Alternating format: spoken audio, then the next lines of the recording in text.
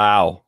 That is sensational. Welcome, everyone. Thank you for joining me and my very special guest. He is one of Broadway's most sought-after leading men, and of course, one of BroadwayWorld's favorites. You know him from such landmark musicals as Beauty and the Beast, Chicago, Into the Woods, Shrek, Matilda, The Prom, and Company. And tonight, Thursday, November 5th at 7 p.m. Eastern Standard Time, he kicks off his brand new concert as part of the Radio Free Birdland series. Please say hello to my dear friend, Christopher Sieber. Hello, everyone. Hi, Richie. How incredible was it to watch that little clip from your exciting new concert? Well, that was the finale, and I'm, it will make sense. I'll just say that it will make sense. I actually was happy enough just a couple days ago. Robert Diamond, who runs BroadwayWorld, and he's my friend and neighbor. He texted me around 7 a.m. and say he finally got the final edited show that we filmed September 10th. It's been that long, and he said, "Hey, I got this. Look at that. Can I send it to you?" And I said, "No, we're coming over and we're doing a screening at your house." And so we did. And I saw the end result. And there were things that, when you put together a show and you kind of just put it out there and you let other people edit it. And I saw what I did with Billy Stritch and Jim Caruso and everybody involved. And I was so happy with it because it's not like a regular show at Birdland. This is not a Birdland show. It's a completely different idea. It's stand-up comedy, and it's really silly, and it's touching, but it's also kind of this weird humor that I have that I brought along with it. And there's so many surprises, and so many famous people are in the show. I love this. It's so funny. And actually, at the end of it, I cried watching it. I just burst into tears because it's so funny. It's so good. And I don't mean to toot my own horn, but I'm funny. Yeah.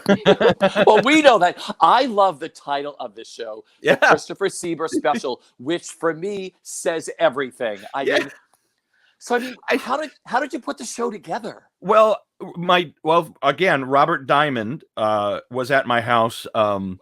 And Chuck, he's always at my house, but it was around June or July, and we've been just sitting around because of this pandemic. But it was a beautiful day, and they came over with their little girl Leia and their dogs. It's so funny because when they come over, their dogs always precede them, so I know the Diamonds are coming.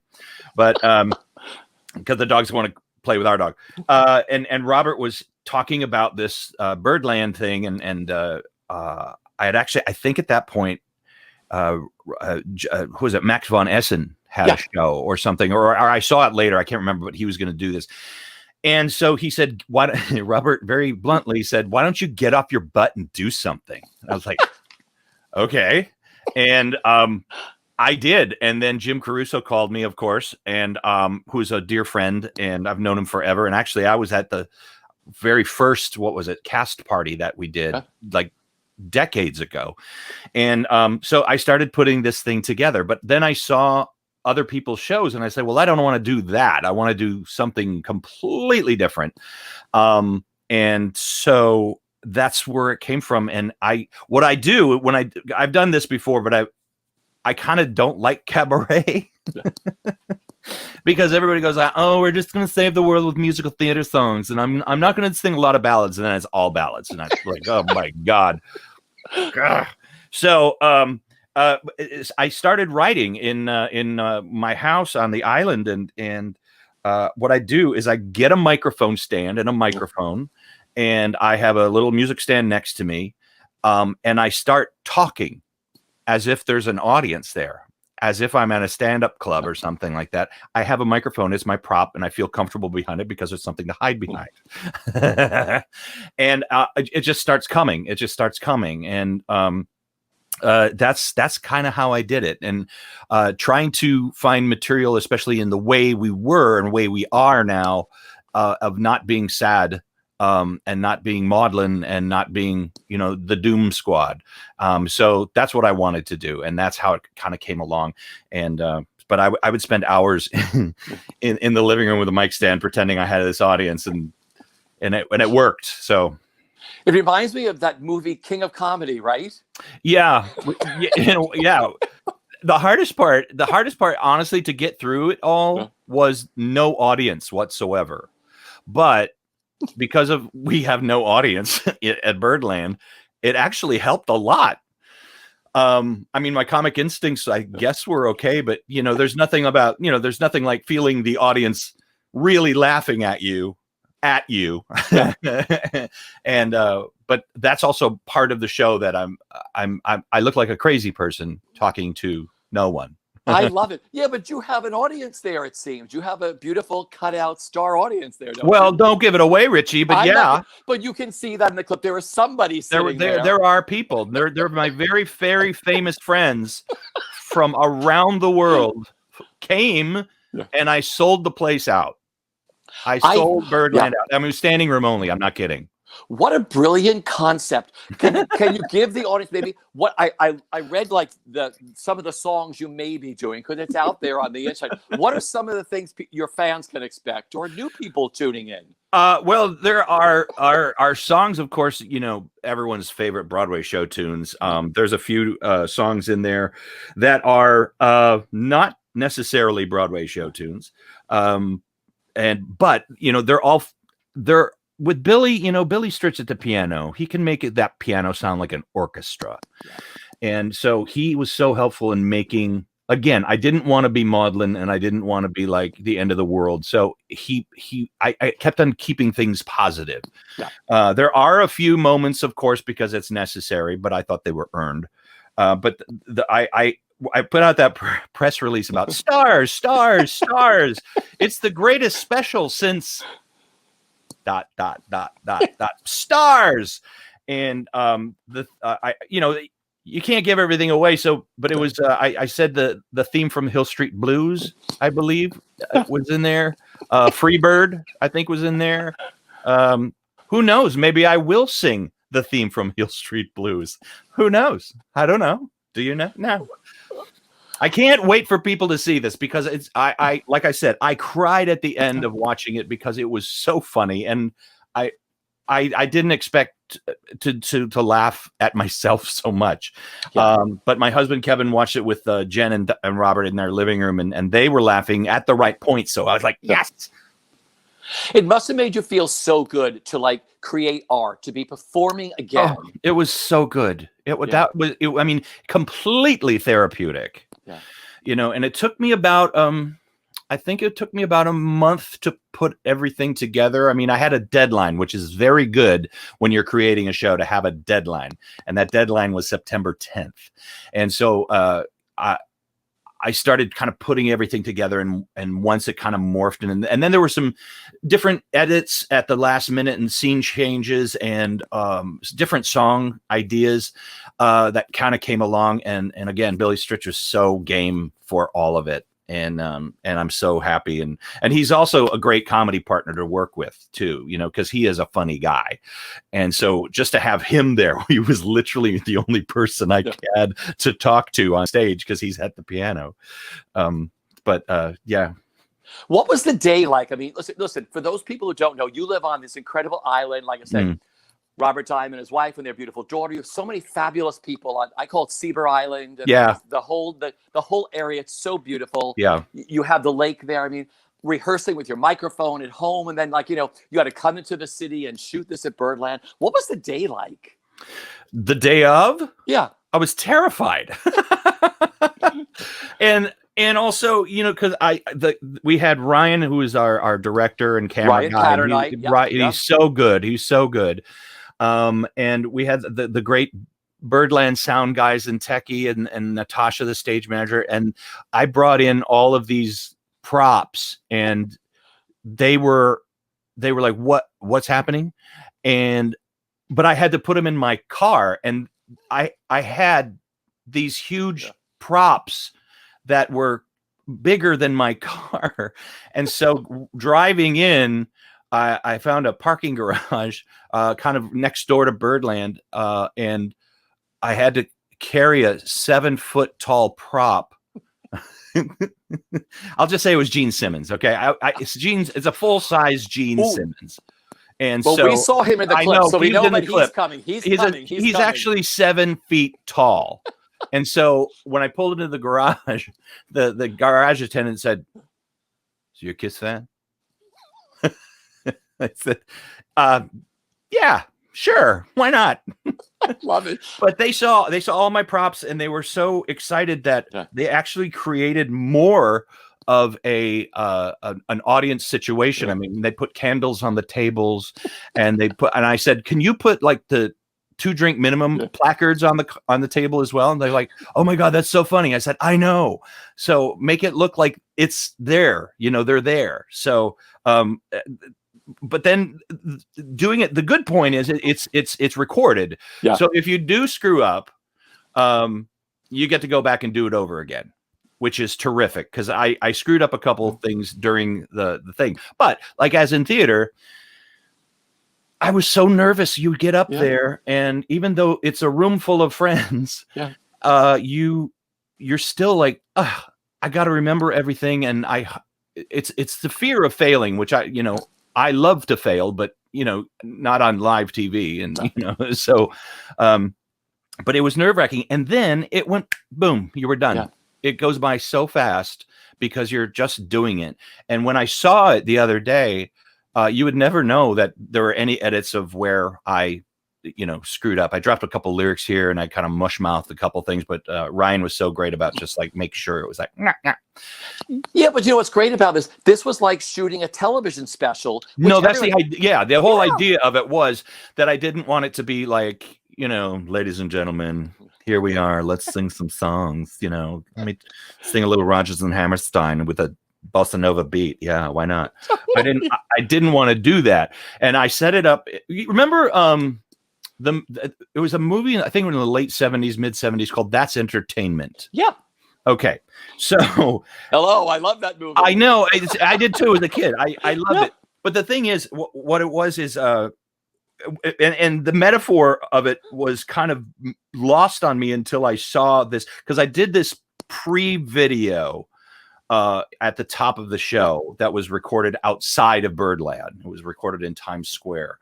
But it was done in the style of, in my mind, of like Fred Astaire and Liza Minnelli and Elizabeth Taylor and Gene Kelly walking through basically the ruins of MGM and saying, remember when we were so great? And this is the place where it happened. And they were just kind of like, and I didn't realize it as a kid, but I rewatched it just, a couple months ago because I wanted to get kind of a, and I was like, now it's not funny to me because I don't want to walk through the ruins of Broadway, because we're not ruined, but so I kind of changed it a little bit, but you'll see. And but that was based on that. And then it goes into kind of a 1970s special in a way where you have special guests and stuff like that. And I didn't have a door because, in a 1970s special, there was always like, knock, knock. I wonder who's at the door. And you open it up. Oh my God, it's Susan Plachette. Yeah. Because why not? But that was one of the things. But so the day was crazy. And then who else was coming in right after me? Someone, but they saw, was it Shoshana? I think maybe it was Shoshana Bean was coming right up, but she comes in the back because you can't see anybody in the back. And all I hear is this like, and I was like, what is that Shoshana? And I think it was her. And she was like, what the hell is happening? Because she just shows up because she was going to record hers right after mine. And she's like, I should have had all that stuff. And I said, you're welcome to it. Otherwise I just have to take them all home. Did you load some of it back with you? Did you load it back into your 7-foot Gene Simmons? I took it all back. It's still in my house. Oh, good. Because there's going to be a use for it eventually. We do fun little shows on the island. So you should give all your friends a blow up. Everybody should have one for their house. The Diamond should have one. Everybody. I was over. I think it was over Labor Day weekend, or maybe even July 4th weekend. That aid.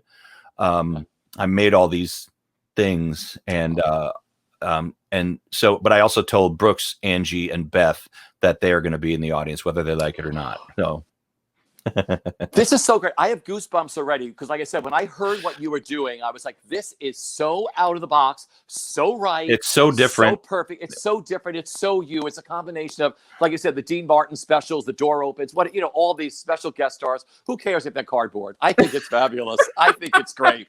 I want to go back, this pandemic, we're in almost our 8th month since the New York theater shut down. I mean, what, for you and Kevin, for those of you who don't know, he's married to a fabulous actor, a brilliant chef, Kevin Burrows. I mean, what's it been like getting you both through this time? Well, he works for Wendy Williams. He's the chef for Wendy Williams. He's the food stylist. So when a celebrity chef comes on, he's the one that makes all the food look fabulous. He prepares all the food. He puts it out on the table for camera, and it takes forever to do, but it looks really great.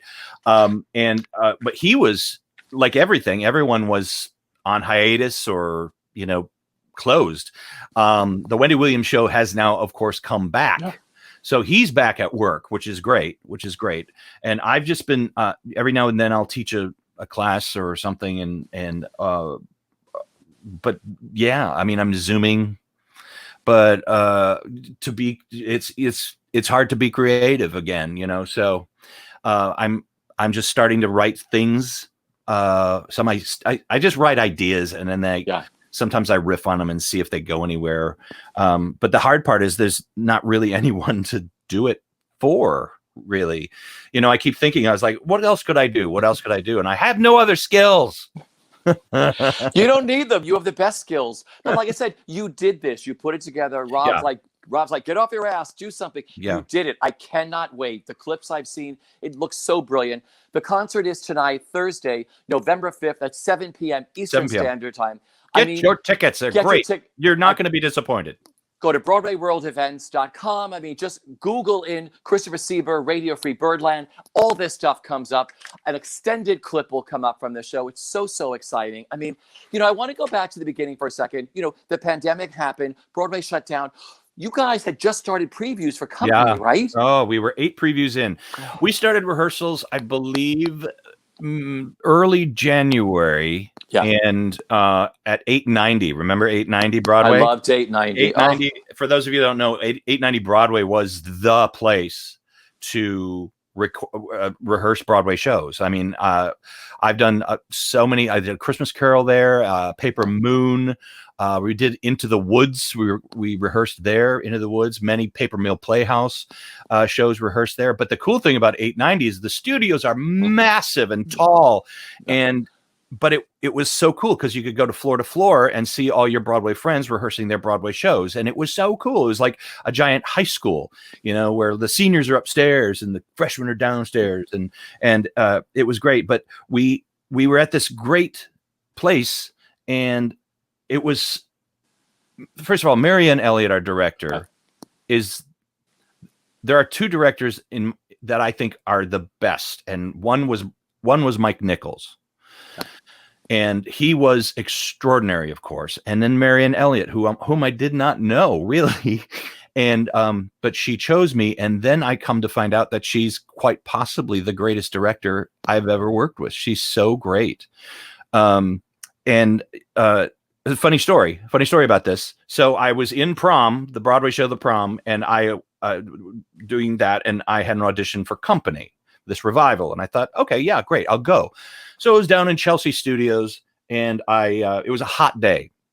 I go into Chelsea Studios. I sit there in the hallway waiting to go in and go on, whatever. And this lovely blonde lady walks by, and she says, hello. And I said, oh, hello. And she says, are you from England? And I said, no. Are you? She said, yes, I am. I was like, oh, lovely. How was your day going? I asked her, just being a nice, kind person. Yeah. And she says, oh, it's lovely. Thank you so much for asking. I was like, oh, yeah, you're welcome. And she says, I love the aircon. Like the air conditioning. She says, yes, I don't have it in the UK, and I love it. It's like, it's hot and humid today. So it's America. She says, oh, but I like America. Well, pleasant talking to you. And she disappears. So I go into the room, and there she is behind the desk. There she is. And I was like, can you imagine if I was a jerk to her? And I actually I wasn't up for the part of Harry, which I was doing. I'm still Harry technically. Yeah. I was up for Larry, who would be Patti LuPone's husband. And in hindsight, I'm glad I'm not Larry. I'm glad I'm Harry because I got to work with, of course, my dear friend Jen Simard. Yeah. So anyway, getting back to the rehearsal. So we were in previews at the Jacobs Theater. We had 8 previews in. We kind of, you knew something was coming, but we didn't know because nobody knew. And then March 11th, 2020, our producer, Chris Harper, had a meeting with us in the morning before rehearsal on March 11th. And he took us all in and he says, I just want you to know I am being honest with you and I will never keep anything from you, but things are going to change and we don't know why. We don't know what's going to happen. I just want you to know. And that was just the cast. Yeah. Then in the afternoon before the show, he had a full company meeting, which means they bring in the crew, the ushers, anybody, merchandise, anybody in the building. Downstairs, we went, and he said there was a COVID case at the booth and at the Hirschfeld, and then there was another one, I believe, at the Minskoff, maybe somewhere. But we were like, holy shit, it's here. Yeah. And we did the show, and then the next morning we got an email saying there's going to be a conference call, but we had rehearsal the next day on the 12th, and Tim Semin, our PSM, I have to leave here in New Jersey, probably about an hour and a half before my call, just in case there's traffic and just because you got to park the car and then you got to walk and all this stuff. So I give myself plenty of time. And the meeting was was going to be at 11, and that's when I would have to leave because rehearsal. And I called Tim and I said, should I come into work? And he said, just don't come in. So, and that was it. So when I went back, I hadn't been to, that was it. And March 11th, that was it. And the Schuberts were gracious enough to allow us to go back and get something, but it was 2.5 months later that I finally went back to the Jacobs. And it was so odd because everything was exactly where we left it. Nothing has been touched. And like the call board with the sign-in sheet, it was still like March 11th, full company. We're all still there. And went across the stage, and Jen Simard and my set, the Harry Sarah apartment, they always set it up for the next show, was on stage, all ready to go at the Ghost Light, and the house was at half, so you could see the theater, the merchandise, still there, not moved. Then I went up to my dressing room, like it was Night of the Comet, like people just disappeared, but everything was exactly where I left it. There was water in my Brita pitcher, and it was crazy. It was crazy. So yeah, that was, but we thought, hey, we'll be back, and we will be back. But that was, we thought we'd be back maybe July, maybe August, but our producers have pandemic insurance. They literally, because they had the bad fortune of having one of their theaters collapse on their audience during a Curious Dog incident of the dog in the nighttime in London. I think it was the Gielgud Theater. What is it called? The Drury Lane, wasn't it? I think the Jury. No, I don't think it was the Drury. They had it twice, though. I think he had it twice. There were 2 accidents for his shows. Yeah, but and it's no fault of their own, because West End theaters are old and the theater owners really don't care about their theaters.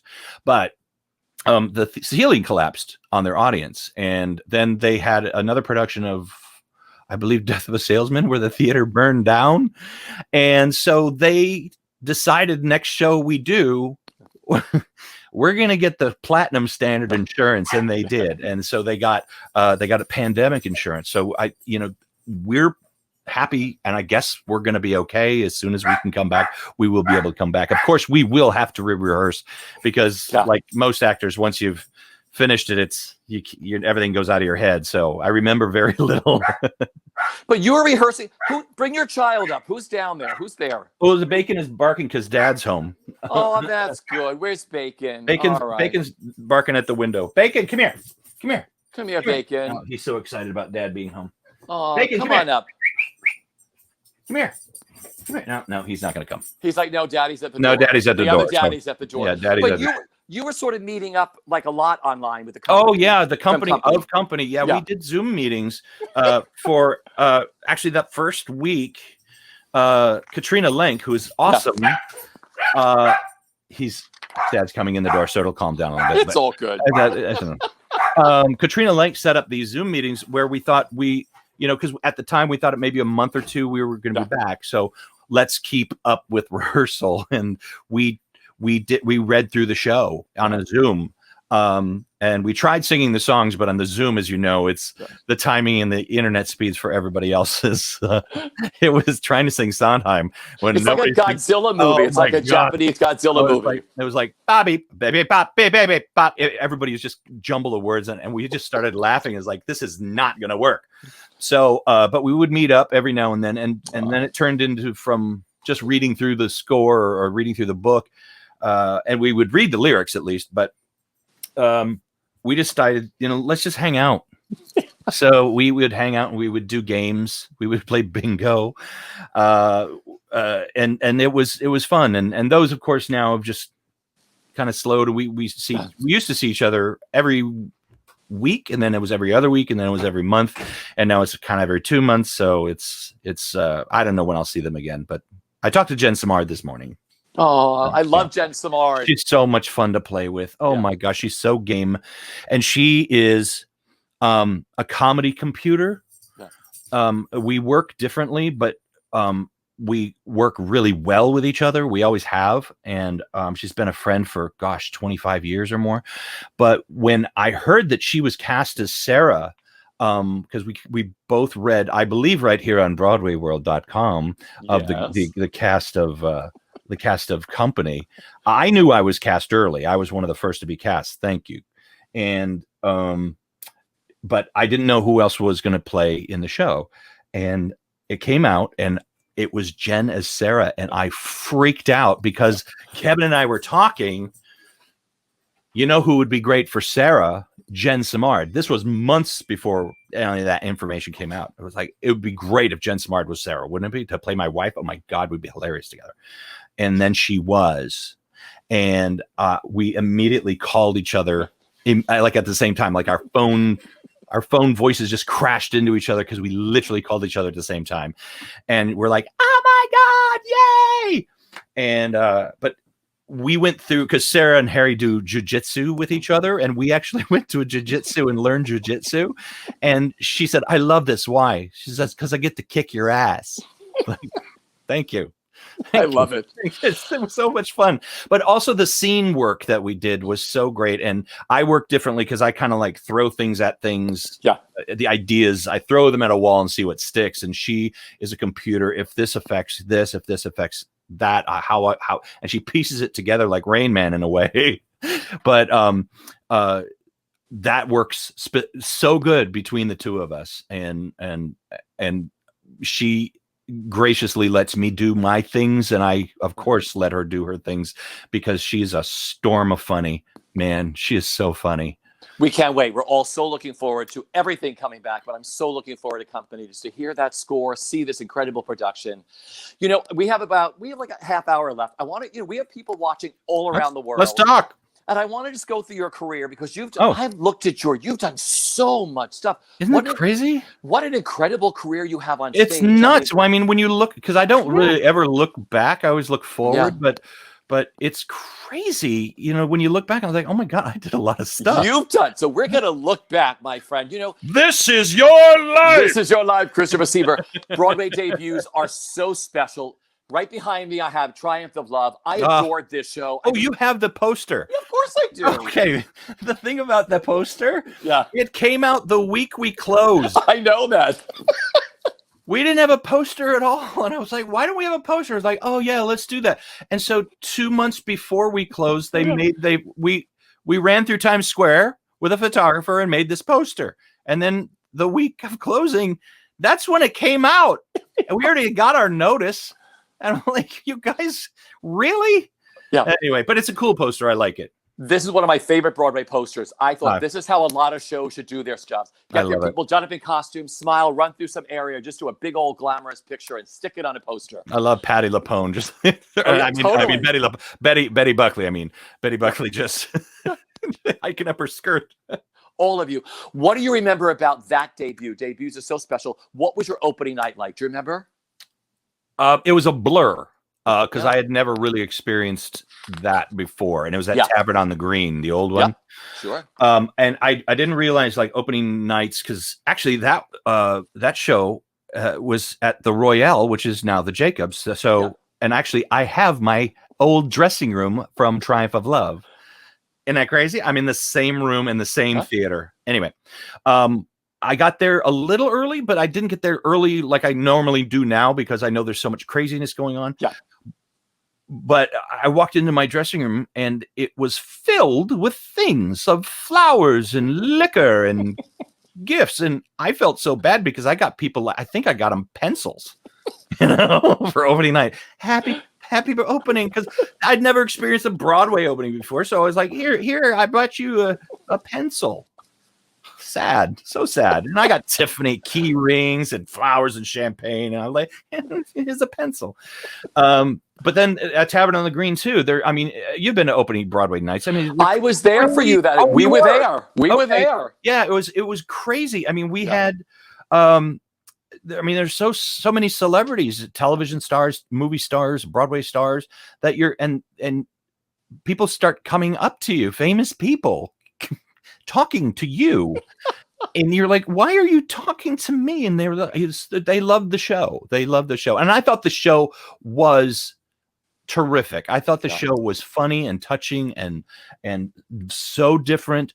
But we didn't get the kiss from the times. And I think that's why we didn't last long. Also, I thought the marketing of the show was kind of like, obviously getting a poster of your show the week you're closing. Thank not you. good marketing.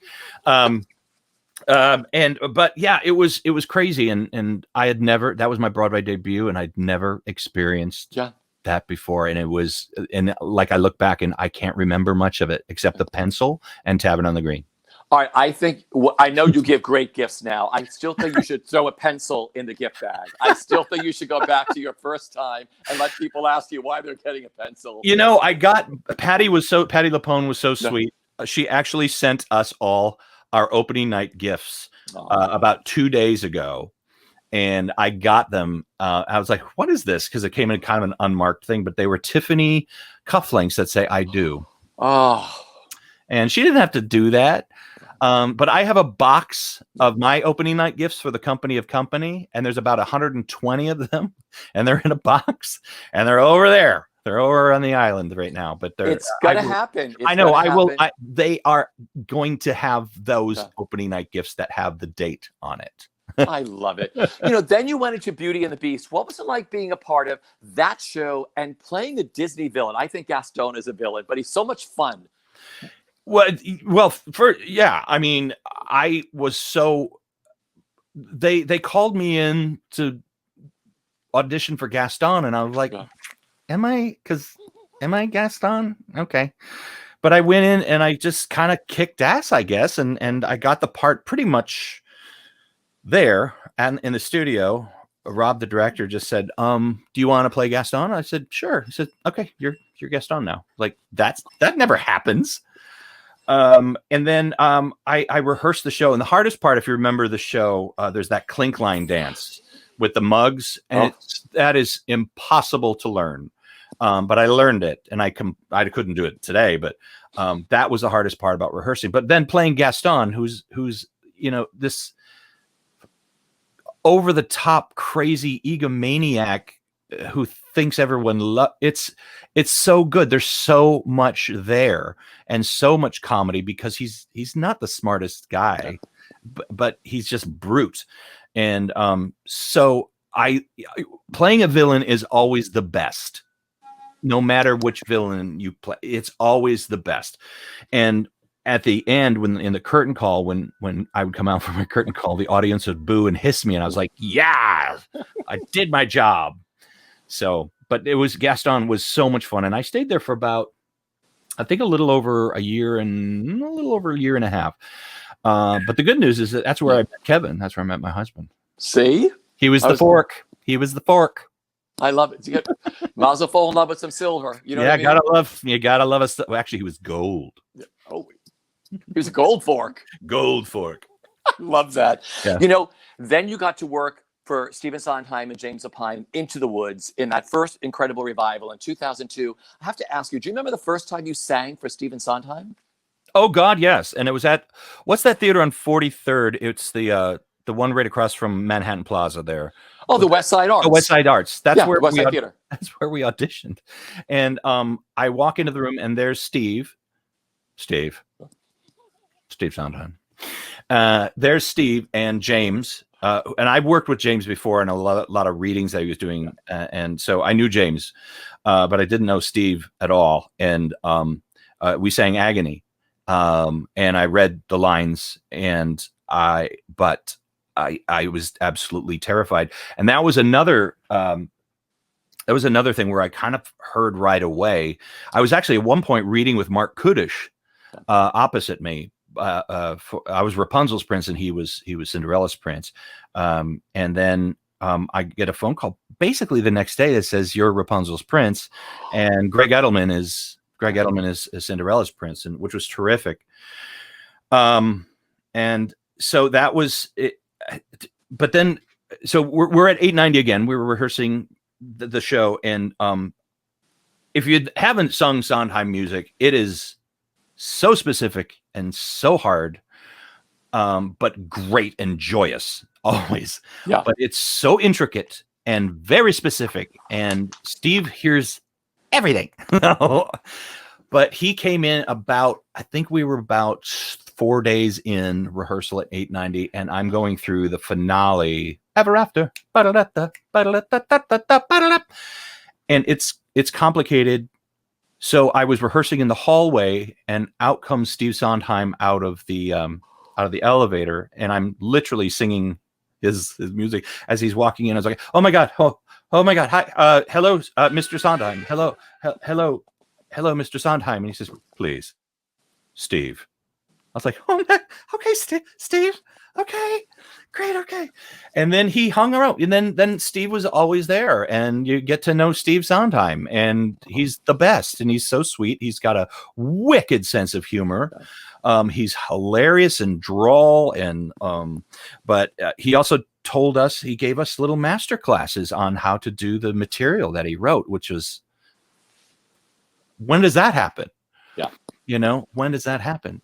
But we had a great time doing that show. We went to Los Angeles and came back to New York, and it was magical. I mean, that, and also incidentally, Into the Woods came out in 87. And I listened to the album when I was in high school, over and over and over again, that I wore one album completely numb, and the other one I still have somewhere. But it is the reason that I wanted to be Robert Westenberg. And I said, I want to do what that guy's doing. 14 years later, I'm doing that. Wow. And I told Steve and James this in rehearsal once. I said, I just want you, first of all, I just want to thank you guys. And they're like, oh yeah, you're welcome. And I was like, no. I want to thank you because you guys are the reason I am here right now. Because when I heard the original cast recording, I said, I want to do this show on Broadway one day. And here I am. Wow. Thank you. And they both went, oh. Wow. You know, I want to move on to Chicago because you played lawyer Billy Flynn numerous times. I think 6. Yeah, you would go in and out of that show all the time. Candor Neb, it doesn't get any better than that. I mean, best music. What was it like going in and out of that show? Because I'm sure you'd come back a new Velma, a new Roxy, a new Amos, or whatever. Like, how much fun was that? It was, you know, the first initial time you go on, it's a little daunting. But the cast there, yeah, they're just the best. You would think at a show that was running that long, everybody would be like, yeah, I'm in Chicago. No, they love it. They're there and they love each other and they're a tight company and they know what the show is, but they give it 1000% every single time. And that is great because I know people have been there a long, long time, but they are in it. They love it and you can tell. And the story is so good when they tell it. But the next time you go in after your contracts for Billy, usually the principals don't last. Well, they just rotate them about every 8 to 12 weeks. So you're never there long. But it had been a couple years since I had been in the show, and they said, "Hey, you want to do Billy?" And I said, "Sure." And the way this usually works is I get a phone call either from Barry Weissler or from my agent saying, "Do you want to do Billy Flynn again?" And I said, "Yes." And they're like, "Okay, you start tomorrow." And the way the rehearsal works is because they figure since you've already done the show, you know it. So you kind of don't even get a put in because they consider you just do it. Yeah. I think the last time I did it was, I think maybe 4 years ago, I think. Barry Weissler literally called me on a Friday late afternoon and said, "What are you doing tomorrow?" And I said, "I don't know, mowing grass." He says, "You want to play Billy tomorrow?" He says, "Yeah." Okay. And the next day I drove in the city. I put on the tux. They still have your clothes, it expands and reduces every now and then. But I just kind of went on stage and kind of walked through some things. Yeah. It's amazing once you've done it, your brain and your body literally take over, and you just do it. And it's crazy how it just floods back once you put the tux on, and once you're on the set, it just comes back, and it's the strangest feeling because your body is just moving you around, and you're like, "What's happening?" The one thing that's more jarring than anything, and you never get used to this. If anybody else plays Billy Flynn and you've never done it before, the most jarring thing is your entrance, and I'll tell you why. Because the stage is black. There is no light on stage, and you walk up these black stairs that are dark, and you hit the platform in between the two pianos, and then a spotlight hits you and only you, and you are blinded because you've been behind the set in the dark. So your eyes are like been adjusted to the dark. It's like coming out of a movie theater in the sun. You're like, ah. So that is jarring. And then you can't see the steps that you have to walk down and be debonair and just like, hey, little cufflinks and all this. But you're blinded. The first entrance you make, you're blinded. You make it all seem so effortless. I've seen so many Billys. I've seen you, and like, here I am. Oh my God. And you never get used to it. Yeah. I want to move on to Spam-A-Lot. You mentioned Mike Nichols earlier. My God, to work with Mike Nichols, but to be around Monty Python's Eric Idle too. Yeah. I mean, what was it like? Well, the craziness was, I wasn't originally cast. Yeah. Doug Sills was actually Galahad. And during rehearsals, he was starting to get frustrated that he just wasn't funny and he wasn't getting the comedy, and he decided to leave, which is yay for me. But Bob Boyette, who was my producer of my TV show called Two of a Kind, he was now the producer of this show called Spam-A-Lot. And he called me the evening before and say, "Hi, Christopher, it's Bob. I can't say much, but have your agent call Tara Rubin, the casting director." And I said, "Oh, okay, what's this about?" And he said, "Don't tell anybody, but it's about Spam-A-Lot." I was like, "Okay, I thought you were done." He says, "You'll find out. Hold on." So the next morning around 6, because I was doing Cinderella at City Opera at the time, so I'm already doing a thing at the City Opera, and Tara Rubin calls me at 6 a.m. and actors' hours, we're up until 2 and we sleep till 10 or 11. So I get a call at 6 a.m. from Tara Rubin, says, "Christopher, it's Tara Rubin. Can you be in front of Mike Nichols at 11? I'm like, "Okay, Tara, call me back because I don't even know where I am or who you are right now. Let me wake up." So she calls me back. "Give me 20 minutes. She called me 20 minutes later. "Can you be in front of Mike Nichols at 11? I said, "For Spam-A-Lot?" She said, "Yes." "Do you have a funny song?" And I said, "I'll make one. I don't know." And she said, "I'm going to send you the scripts and the sides." And I'm like, I'm not going to be able to read. I don't have time. So I just read the scripts. Luckily, the sides were the opening scene that when you first meet Dennis Galahad in the mud. And it's all about, we're a syndicalist commune and it's this ridiculous stuff, and you're fooling yourself. And just because a watery top throws a sword at you doesn't mean you're king, and all these ridiculous. And he, so I knew that because I watched Monty Python and the Holy Grail a billion times. So I already knew that, and I would talk, speak along with it.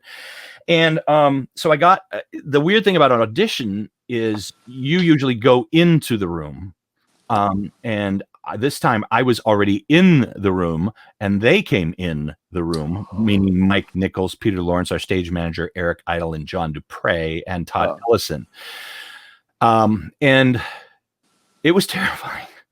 It was a little terrifying because it's Mike Nichols and Eric Idle, who's one of my comedy gods, and they were very kind and they were very sweet. And so I sang first, which I did Agony from Into the Woods, but I pretended I had a split personality. And, what is it? Am I not handsome and clever? And, well, you're everything maidens could wish. Why do I know you got nothing mad? And it worked. And then I did the sides and they laughed. Which is something. And then they shook my hand and said, welcome. That's how it happened. I got the job like in the room with them. They didn't even ask me to leave to make a decision. I was just like, well, welcome aboard. And I was like, what just happened? You have to write a book, my friend, and just so you know. It was nuts. So Bill Haber, our other producer, who was quite the character, but he said, come with me. So we went to the new 42 studios, which are great studios, and the cast went to lunch early, and they had come back from lunch early, and so they were literally in the studio being told that Doug had left and I was going to take over. And then Bill opened the door of the studio and dragged me in. So all these people are like, what? And luckily I knew a few people. I knew David and I knew Greg Reuter and I knew a couple other people, but I'd never met Tim and I'd never met Hank. I knew Mike McGraw, of course, but and then I said, hello. It's the most awkward feeling you can ever experience, where you're just like the new guy and you're like, hi. And so they brought me to the studio next door where they were doing costume fittings. They measured me and they just, hey, try this on. And there was the helmet for the Black Knight. And I'm like, what is happening? Then in the same studio, Sada Ramirez, who I'd never met before in my life, we rehearsed the song that goes like this in that room. And we immediately found out that we work really well together. And we came up with all of the bits and the craziness of that song, including an extended key change, but also the fact that if you look at the song, it's two musical theater people, very serious musical theater people who are trapped in a song that won't end and continues, and you run out of blocking and you run out of lyrics. And so you start making shit up as it goes. And that's where it got funny. And then I watched rehearsals because we were also going to Chicago, to the Schubert in Chicago in like 4 days. Oh, wow. So I was trying to catch up so fast. And I went to Chicago, but Sada and I performed the song goes like this in front of the cast, I think on the second to the last day. And they were laughing their heads off and falling on the floor laughing. And I was so grateful for that because, like, again, you don't have an audience, so you don't know if you're doing it right. But we did it, and it was true. And then we went to Chicago, and then what a trip you've been on, my friend, especially with these big people like Mike Nichols and Eric Idle and all these incredible people. We have about 8 minutes left. So we're going to do a speed. It flies by really fast. We're going to do a speed round of your shows. Shrek, favorite memory of doing Shrek and Lord Farquaad. The favorite memory of Shrek, there was one because I was on my knees, of course. I was at little puppet legs, and I had this set it's called What's Up Duloc, and this is gigantic where you see Duloc, you see the whole thing, and you discover Farquaad up on top of the castle, and he's got these little legs. He's, oh, it's you! What a terrific surprise! And he crosses them like Judy Garland in the palace, and then he comes down this elevator, and then he bursts through these doors and does this crazy walk. Well, I got up in the elevator up at the top, and in the front are the Duloc dancers, and welcome to Duloc, and then the curtain goes up, and then it's me behind. My puppet leg broke, and it just went. It fell forward. I'm already up high, so I can't. There's no way I could do the number. No way with a broken leg like that. Not my leg, but the puppet leg. So I yelled down to Stacy Zaloga, our stage manager, stage right, and I said, "Stacy, you have to stop the show. I broke my leg." Pandemonium, because everybody literally thought I broke my leg. So they bring me down. The crew's freaking out because the crew there at the Broadway were so great. Everybody was very good, and everybody was awesome and friendly and kind. And they were like, "Oh no, Sieber broke his leg." They bring me down the elevator, and I stand up. I walk in. There's this flopping puppet leg in front of me, and so and everybody's looking like, "Oh my god, oh my god, oh my god." I said, "Yeah, it's this leg. You thought I broke my leg? Well, you sounded like you did." Like, all right, fair enough. So it was a 10-minute delay. We got a new rig on and we put it on. It was fine, but that was the strangest. I love that I broke my leg. I broke my leg. Okay, leg. Speed through. Next one. No, it's all right. Here we go. We have to talk about sharing the stage with Harvey Fierstein in La Cage. The best. It was the best. I went into that show in 7 days because Jeffrey Tambor just up and left. Yeah. And so I had to learn it, and Harvey asked for me personally to play the role, but there was no time to freak out. But Harvey, of course, is such a dear friend of mine that to be able to sit across a table and sing Song on the Sand and look into Harvey's face, and he's just generous and gives to you, but also to do comedy with someone like Harvey, who's so funny. That was just magical. And he's just the best. Everybody who's ever worked with him, Harvey is the best. And I was so grateful for that job. So grateful. Yeah.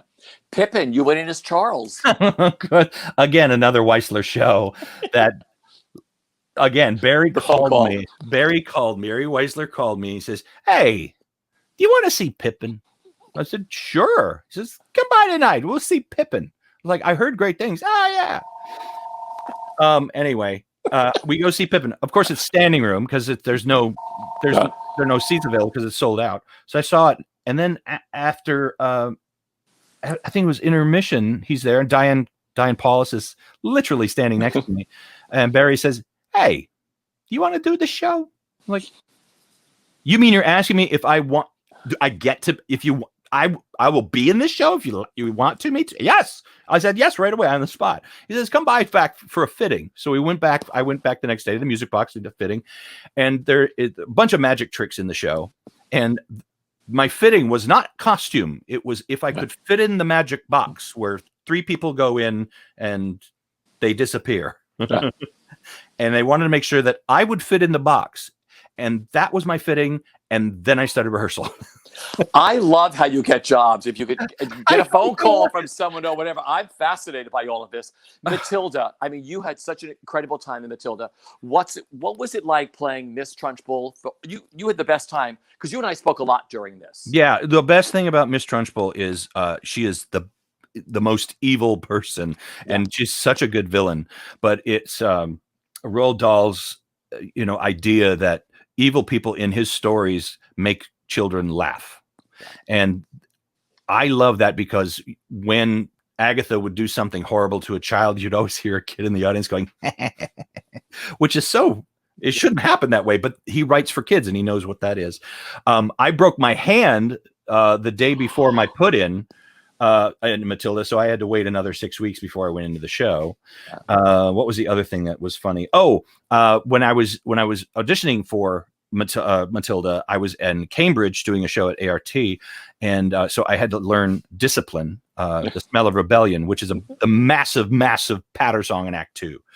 And so the only way to learn a patter song is just continue to do it and get it in your head, because nothing kind of goes together. They're no meaning. It's just words. It's a word vomit. But in the play that I was doing at ART, I had a beard and longer hair because I was playing this weird, I don't know, guy in a castle. But my housing to the theater was about 8 blocks. And so when I'd walk back and forth, I would be muttering the smell of rebellion, but I looked like a homeless person talking to myself. Like, discipline for children are listening, for midgets who are fidgeting and whispering in history, the shadowing and tittering. And like people would like cross the street when they saw me coming because I looked like a crazy homeless person. I love that. We have to move on to the prom. Oh God. Absolutely brilliant. What was it like working with that magical cast, all of you? You all created those roles. I mean, absolutely brilliant. Favorite, I mean, you just have so many incredible memories of the prom. There's too many to count. Actually, the best part, though, I will just say, keep it short, is number one, it never happens that your friends write something for you and you get to be in it, and then it's a Broadway show. That never happens. But the fact that Chad and Matthew and Bob and Casey were so gracious enough to let us do what we did with these people, because they were basically us, and we call them our evil twins, basically. But that never happens, and your ideas are welcome, and they let us collaborate with them, and that never happens. But every day, and Beth Level says it the best. She says it was the easiest hard work I've ever done. It was just joy, because we've been friends for all of us 25 years or more, and every time you got in that room, it was never tense. It was just like, let's play, let's see what happens, and we put on a Broadway show. And it was so sad that it closed, because we thought everybody that saw it loved it. No one did not like it. And people kept on coming back, and that's what we heard more and more. But also the message of the show was the thing that, we'd go back after the show, and people at the stage door, and you'd see kids crying and shaking. And one funny story is, like, younger boy, probably maybe 14, 15 years old. He says, "Come here." And I said, "Yeah." He says, "I'm gay, but my mom doesn't know, and she's standing right behind me." It's like, okay. But it was so touching how we were able to, like, change lives. I mean, it sounds so corny, but that was you all did. Yeah, you I know we so did. Many lives on that show. Like I said, brilliant. That was such a magical cast. We are just about out of time. Oh God. I didn't get into Millie, but I know you had a fabulous time in Thoroughly Modern Millie. You've done so many incredible off-Broadway shows and on the road and television work and incredible stuff. You've done so much stuff for Broadway Cares, Equity Fights AIDS also.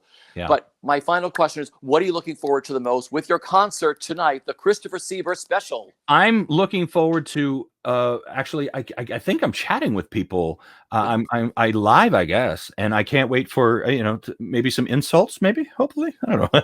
I love it. I don't know. But no, I'm excited for people to see it, because I think it's really, really, really good. And I think it's funny. And I'm not just tooting my own horn. Yeah. Well, I love catching up with you. We could go on for another. I know. We could sing them all, as Judy said. We could do them all. But seriously, we've known each other too long. I have known you a long, long time, my friend. But just putting all this stuff back into my head again, I said, what an incredible career Christopher has had, and how you've gotten these jobs too. So I hope at some point during your career, you actually want to write a book just for other actors to read too. Like I said, have the best time tonight. I cannot wait to hug you and your husband. Everybody, get your tickets for Christopher Sieber, Radio Free Birdland, produced by Birdland and BroadwayWorld. Tickets are available at BroadwayWorld events. They're only $23.50. Everybody, until I see you again, stay safe, wash your hands, wear a mask. Christopher, I'll see you soon. All right, take care, everyone. Bye.